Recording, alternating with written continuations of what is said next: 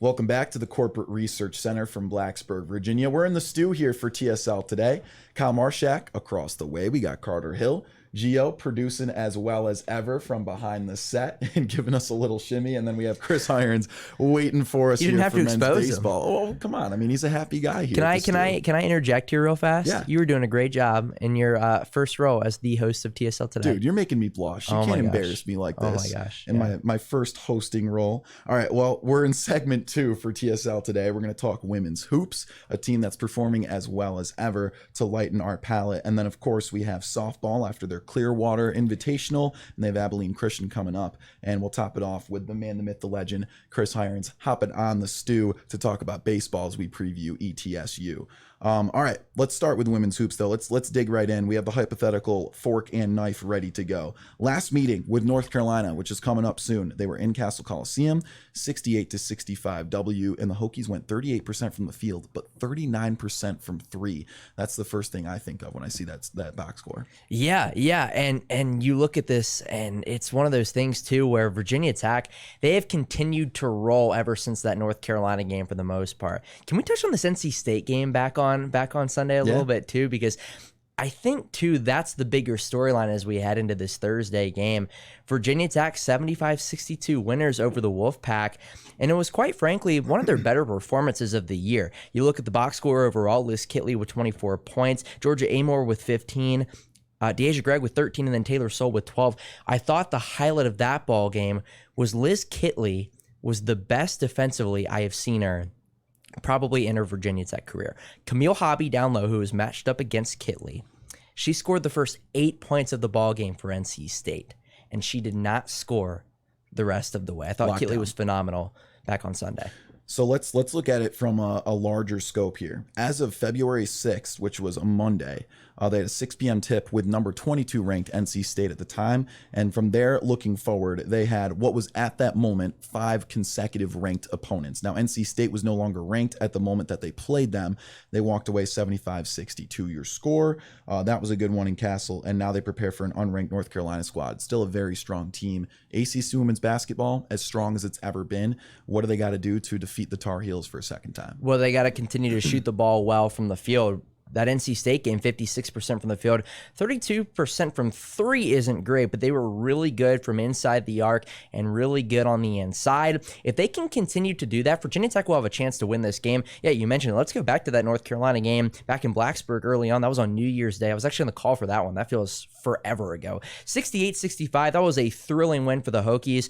They got to stop kind of that quartet for North Carolina. Alyssa Utsby is really good at the guard position. Kennedy Todd Williams has been around for quite some time as well. Deja Kelly at their point guard position is phenomenal too. 21 points the last time these two teams met. And then Anya Poole down low is an all ACC performer. She only scored a single point the last time these two teams met in Blacksburg. These two teams, it always seems like when they get together, they play a close ball game.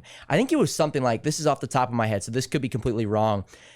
But since Courtney Banghart, the head coach for North Carolina, took over in Chapel Hill, Tech and North Carolina have played like 8-9 times, and like 6 of those games have been decided by single digits and 5 by 1 possession. We all remember, we all 3 were there, and Chris was there too.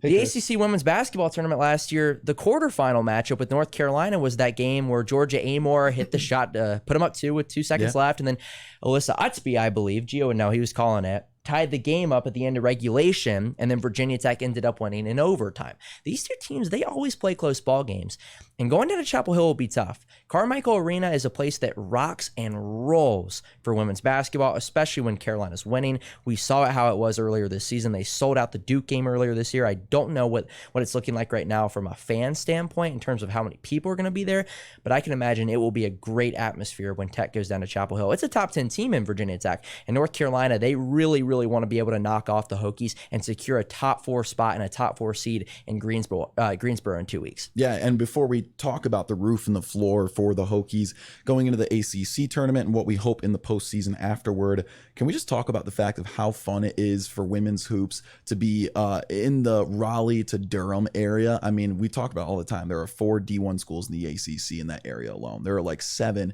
in the area overall, regardless of conference. The past 2 games, Duke and NC State, we're here at Castle. Now they finally make a trip out to that area for North Carolina. You and I have made a couple of trips out in that direction. I just have to remark, it's so fun going out to that area. It is fun to go out to that area. Yeah. I know you have some friends at NC State, and I enjoy going down there. Yeah, Jack Brisendine and David went down for the Duke game at Cameron Indoor a couple weeks ago, and then David and I went to Reynolds Coliseum in Raleigh for the NC State game a couple weeks ago. We drove together down there. That was one of my favorite places I've ever covered a game down at NC State. It's a fun place to go see a game, both there, both Carmichael Arena. I would love to be going tomorrow. I am not, unfortunately. But again, this is going to be a rocking atmosphere. And again, to your point about just women's basketball in general right now, let's focus on Blacksburg. Back on Sunday, there were almost 6,500 people inside Castle Coliseum for the Virginia Tech NC State game. It felt like a men's atmosphere. It was fantastic. Best atmosphere for a women's basketball game I've ever seen in Blacksburg. It's the largest crowd for a women's hoops game here at Castle Coliseum since 2004. I was talking on the phone with Evan Hughes the other day about this. Evan was going into kindergarten that year. I was not even a year old, and you probably had just turned one the last time Virginia Tech had that big of a crowd inside Castle Coliseum. I was a toddler. Yeah, you were a toddler. or all a of us baby were at that point, an infant. Yeah. Well, and that also allow me to say this too, like, I think I was always teeter-tottering on whether or not Virginia Tech would sell out Castle Coliseum for the first and second rounds of the NCAA tournament, assuming they move on. Sunday solidified it for me that Virginia Tech would sell out Castle Coliseum for the NCAA tournament here in 2 weeks, because the Hokies at this point, they pretty much secured a spot to host in the NCAA tournament this year. I don't think even if they lose to Carolina, they lose to Georgia Tech, and they probably should not lose to Georgia Tech. I could see them losing tomorrow, but Georgia Tech, I don't see the Hokies falling in Atlanta. I think the Hokies have pretty much secured hosting the NCAA tournament in Blacksburg this year, and I think Virginia Tech would sell out Castle for the first time in quite some time. Now, before we dig into the NCAA tournament picture, North Carolina coming up, as we mentioned, but we are just recapping that NC State game. First of all, NC State fans travel as well as anyone. Easily the best fan base for women's hoops in the ACC. You and I saw it last year in Greensboro. So, shout out to our friend Jenna at NC State. She's a massive Wolfpack fan. My mom also told me to say hi to her, so hi, Mom. Anyways, we're going into the NCAA tournament picture now. What is the roof for this team, and what about this roster says that they will perform better than compared to what you could say was a little bit of an underwhelming performance in the NCAA tournament after a first-round ejection to Florida Gulf Coast? Well, they're hitting their strides at the right time. Not only is this a really good team, but they continue to win night in and night out in dominant fashion, too. Last year for the NCAA tournament, Virginia Tech really wasn't healthy. Kayla King was banged up. Liz Kitley was banged up, even though she put up, what, Chris, you were there, was it 40-something points in that? 40 program high, 42, 43? Yeah, something like that. So they weren't healthy going into that NCAA tournament matchup. Virginia Tech not only is healthy right now, even though Ashley Owusu is still playing a limited role, but they are hitting their strides at the right time. So I would not, if you were anybody on Virginia Tech's schedule, I would not want to see the Hokies right now. Quite frankly, like, take the VT off, I would pick Virginia Tech to win the ACC right now in Greensboro. I think they're the hottest team in the league. Now, Carolina has started to play better. Notre Dame is still a very dynamic ball club, but they lost Darren Mabry, and Duke has started to falter as well. Everybody knows what's happened to NC State this year, too, and Louisville's not as good as advertised.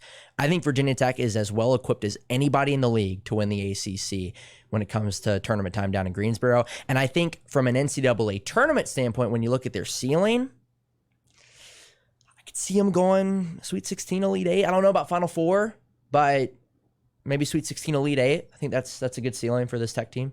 I like that. Now, that's kind of the wonder right now is what is the roof and the floor. I think those are pretty good boundaries to set for them. The ACC in women's basketball is as strong as it's ever been. Real quick, the roof and the floor for the tournament picture before we head to the NCAA tournament. What do you think is the word there? There's a lot of tough teams for them to face. The NCAA tournament? The ACC tournament. The ACC tournament, sorry. I'm skipping all over the place. No, you're good. I think the ceiling is winning the league. Like I just said, I think right now I would pick them to win the ACC. The floor depends on the matchup. Now, they're guaranteed to play in the quarterfinals in all likelihood.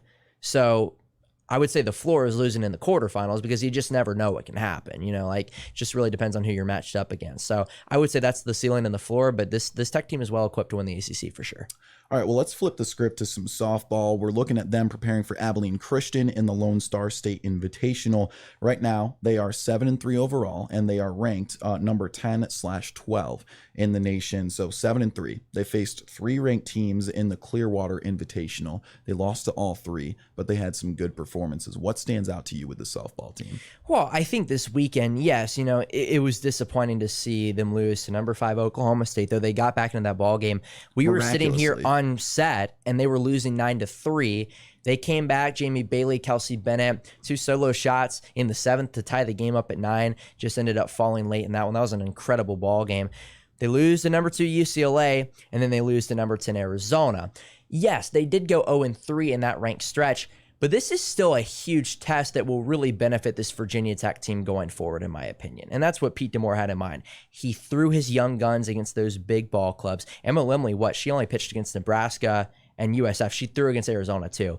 But, I mean, when you're not throwing Limley against UCLA and Oklahoma State, I think it's one of those games where Pete DeMore is like, let's play the long game. We're preparing for a regional. We're preparing for a super regional. Let's see what we got in our other pitchers, and let's see what we got in our other arms. So I thought that was what really stood out to me about the weekend.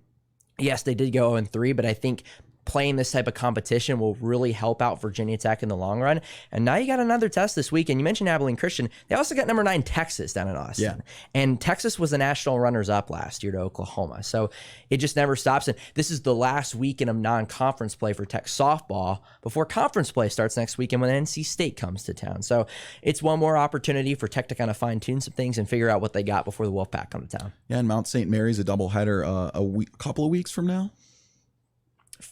Yeah, the Tuesday, it's the first day of the ACC men's tournament. Right. And so you and I are going to be on the call for that one. I'm excited for that, Carter. That should be fun. I just wanted to mention that because I'm so excited. All right, pitching and hitting for softball real quick.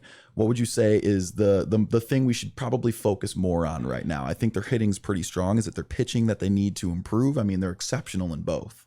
Yeah, well, offensively, I think Virginia Tech is going to be set. I mean, they scored 9 runs with ease against Oklahoma State. You know what I mean? Like, they are never going to be out of a ball game. Yes, they did falter a little bit against Arizona, a little bit against South Florida. Offensively, they're going to be fine. It's just going to be about developing pitching to me, because Emma Limley is obviously like one of the best pitchers in the country, but she's still just a sophomore. You got to develop her even more. And then you got a bunch of young guns behind her. And you also got Bree Peck thrown in the circle for the first time this season. So it's about pitching. It's about development, figuring out what you got in the circle. That's what really stands out more to me. Bree Peck might be one of the most valuable assets to this roster, too. She's one of 4 girls in the lineup right now with an OPS above 1,000. And not to mention, Addie Green is just behind them with an OPS of 988. They swing the sticks as well as any team in the country. Well, I'm looking forward to seeing how Lindsey Grime pitches, too, because I think it's the second straight year that Tech has brought in a prize true freshman out of the recruiting ranks. Emma Limley, obviously, last year, and Grind this year. If she can continue to develop and get on that same trajectory as maybe Keely Rochard, maybe Emma Limley, Tech will be set. But it's all about development right now. But the offense should be just fine. No problems offensively right now. Yeah. All right. Well, it's a really strong performance for softball. Coming up, we look ahead on their schedule. They have Abilene Christian for the Lone Star State Invitational. And as you said, number 9 ranked Texas.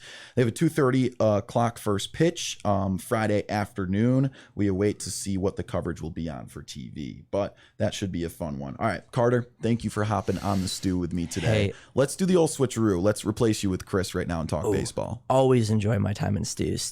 Dude, I love stew. Chris, hop on, my man. Chris, you just waking up? I got my water. Hey, get it. Let's go get it.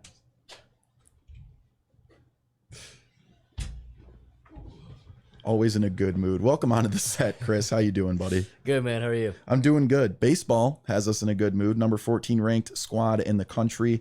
All right. Well, they performed pretty well against ETSU. But before we dig into the numbers, just general new surprise players. Who's in your mind right now? I don't know if I was surprised by anyone. I think everyone's kind of done what I was told. Chris Canizero, the kid from Bucknell, graduate transfer. He had a pretty good weekend. He had a double against Charleston, and then he had a homer last night, slammed the hammer. Carson DiMartini came on, doubled in the Friday game where Tech really couldn't get anything going against Charleston, and hit the grand slam last night. Maybe someone, yeah. Actually, there is a surprise. Christian Martin, I take that back. Second baseman, sophomore from Northern Virginia, I believe. I gotta look that up. But he tripled last night. He had a double on Sunday. Kind of starting to take Eduardo Malinowski's role, who's kind of struggled to begin the season a little bit. Yeah. But again, only 10 at bats. You can't really tell much from that. But I mean, Christian Martin, I mean, he's had a solid start this season. And let's stack on top of that. Well, first of all, thanks to Carson DiMartini to explaining to Gio on our Triumph interview the other day the loophole with getting the hammer on the field. I think that's cool. And honestly, replacing it with a bat after a warning early in series, it kind of fits for me. You a fan of using the bat as a sledgehammer, hypothetically? I don't know. Like it looks awkward, the bat.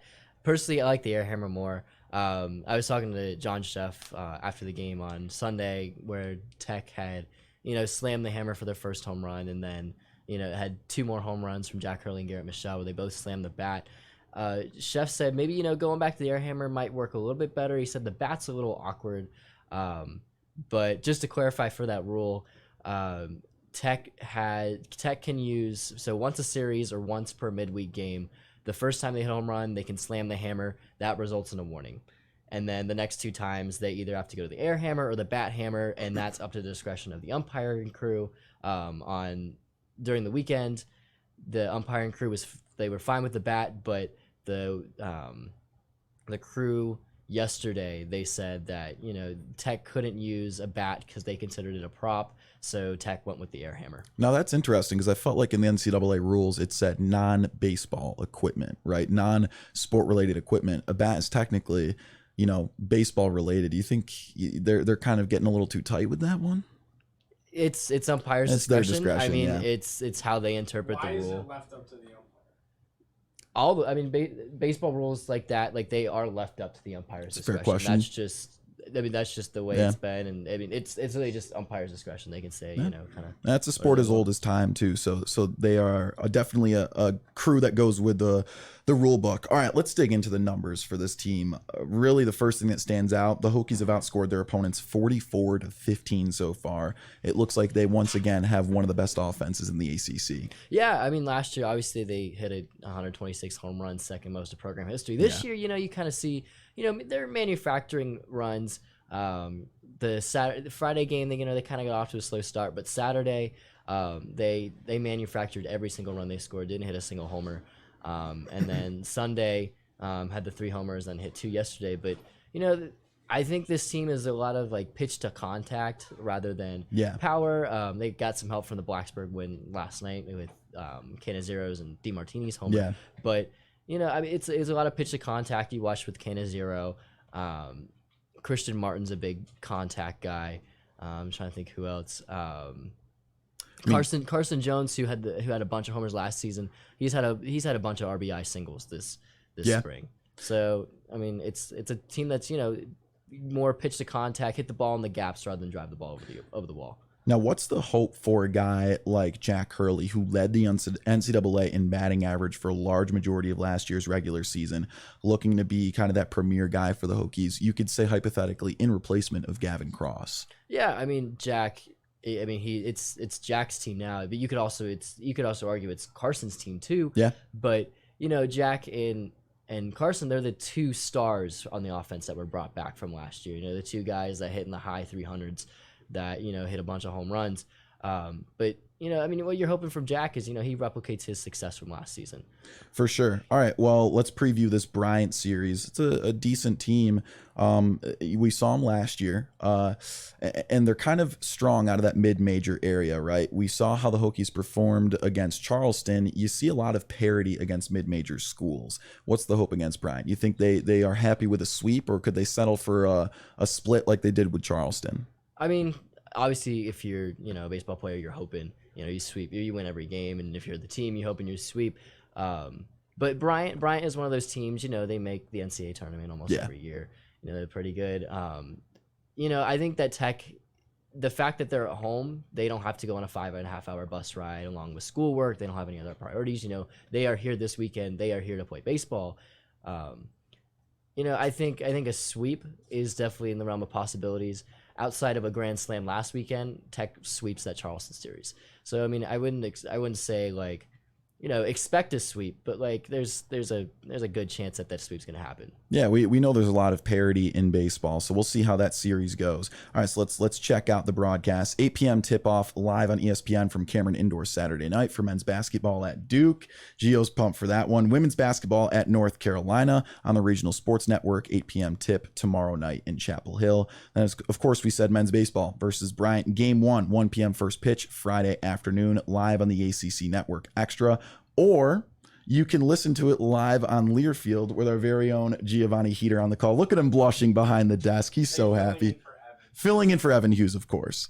Now, Evan Hughes, obviously the radio voice of men's baseball, but Gio got the nod for that one, so we're excited for him. Congrats to Gio. And then, of course, women's softball versus Abilene Christian. As we at Learfield are waiting for softball to come into town, we get to cover that on the radio this year, too. So we're very excited for that. The Lone Star State Invitational, 2:30 p.m., first pitch, Friday afternoon. But for now, Kyle Marshak, Chris Hirons across the way. Thank you to Carter Hill and Giovanni Heater producing for us. And, of course, Triumph, our sponsor, recruit, retain, reward. I'm still getting down that slogan, but we've got it for now. All right, thank you guys for tuning into this edition of TSL today. We ran a little bit long, but we had a lot of VT sports to talk about. So we'll see you guys next time from the Stew.